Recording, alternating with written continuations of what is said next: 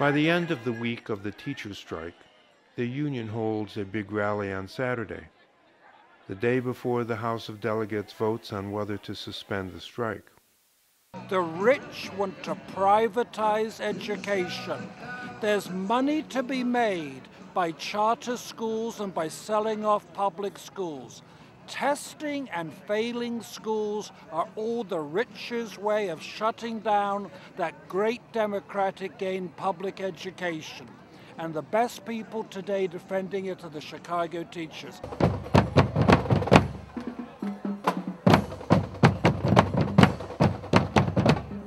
It's magic. It is. It's great to see for once that teachers and parents, and not only the teachers and parents, but other people coming together for this great cause.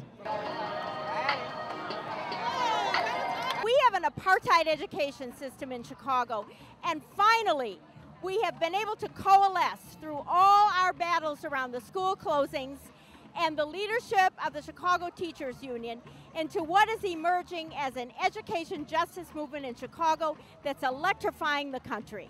The teachers are doing the best they can to help these children spending their own money. I think that the city of Chicago, the state of Illinois need to back them up completely and help make the public school system just as good as the private school system. When organized labor stands up, it can get the support of the general public. Parents are supporting this strike.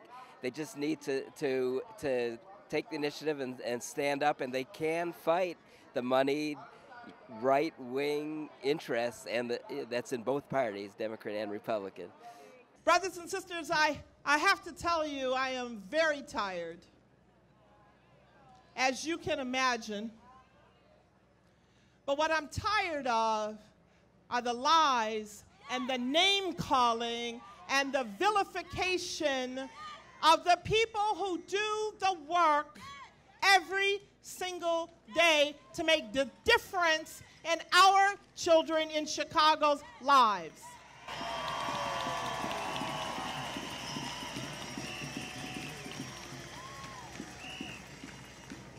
I am tired of billionaires telling us what we need to do for our children as if they love our children more than we do.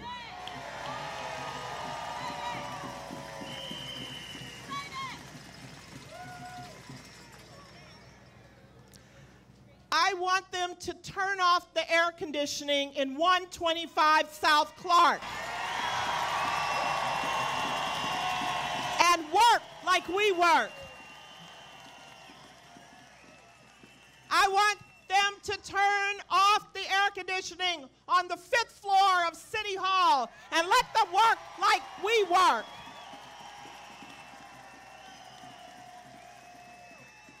I want them to turn off the air conditioning at the Gates Foundation and the Broad Foundation and the Walton Foundation so they can see what our children have to suffer under. I want them to come sit in a classroom with peeling plaster and notebooks, and I want them to be evaluated.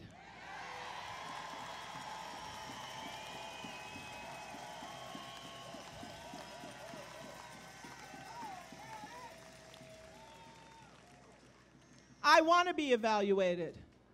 I want somebody to tell me how I can get better as a teacher. I want them to come into my classroom and see what it is I do.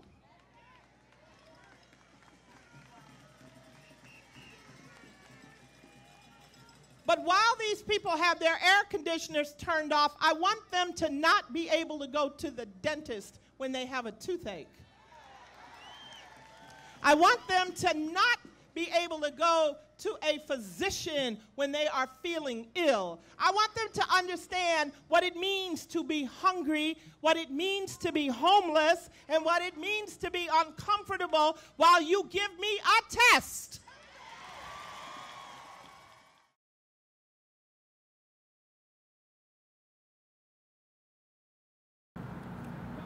By Sunday, the House of Delegates still has only a framework for an agreement from CPS. They vote to continue the strike, calling for specific language. And the delegates will go to the entire union membership to get their input before they meet again on Tuesday.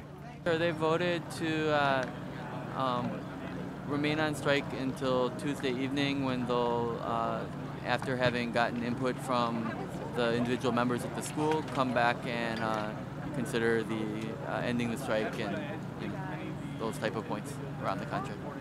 Well, I think what you've seen is a shift within the Chicago Teachers Union between what the leadership might think is most convenient or sometimes strategic to completely member-driven democratic process.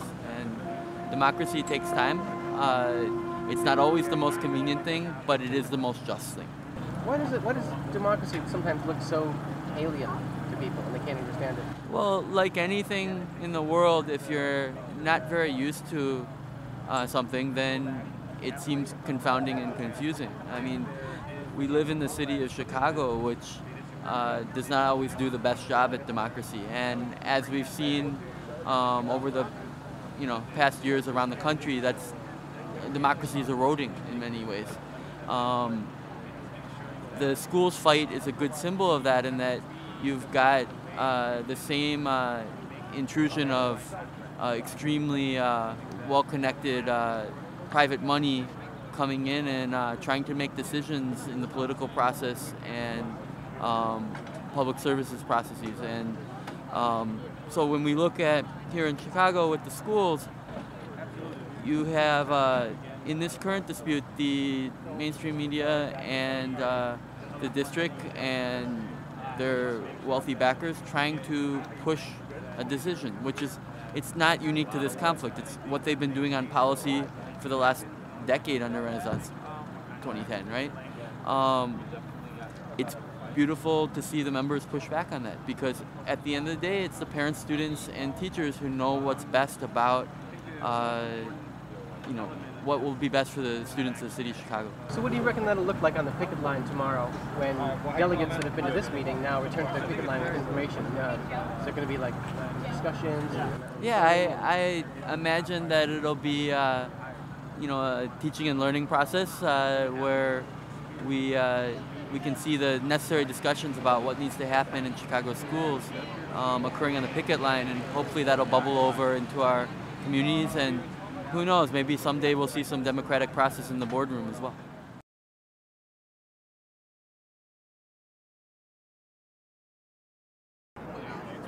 On Tuesday, delegates vote to suspend the strike after consulting with their union members who elected them.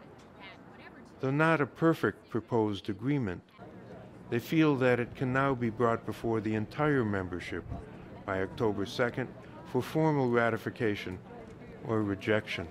My name is Lisa Wyatt. I'm from Hyde Park High School, where we decided to suspend the strike and go back to work.